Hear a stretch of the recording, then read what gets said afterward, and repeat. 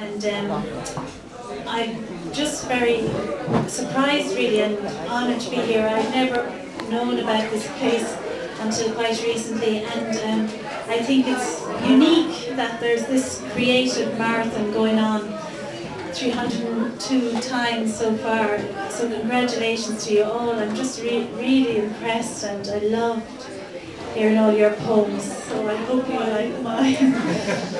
Anyway,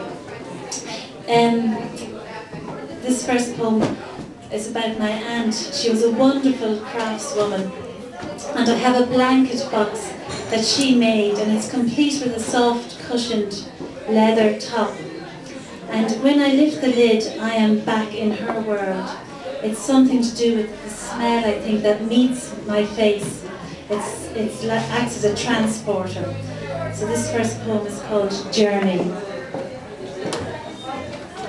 When I lift the hand-stitched leather of my aunt's blanket box, I am in her parlour, misty in late light. She is sitting, her ringless fingers working the corner. Quiet work, punctuated with small sighs as the needle loops the leather. Out through the window, I hear the empty silence surround the lowing cows. Their thin legs, yellowed by buttercups, retrace the narrow path, bring me to the meadow, the rushy drain, and the fairy rath, where startled gnats and other winged things move up an octave of air to let me in.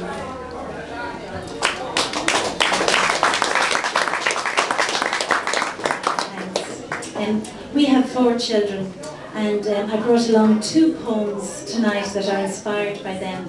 The first one is about Michael, and it describes his own personal Easter experience. It's called Easter.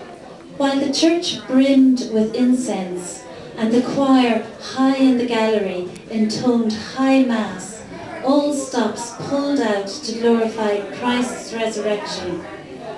The 9-year-old refashioned gospel sheets into paper planes that he launched after communion and before the final blessing.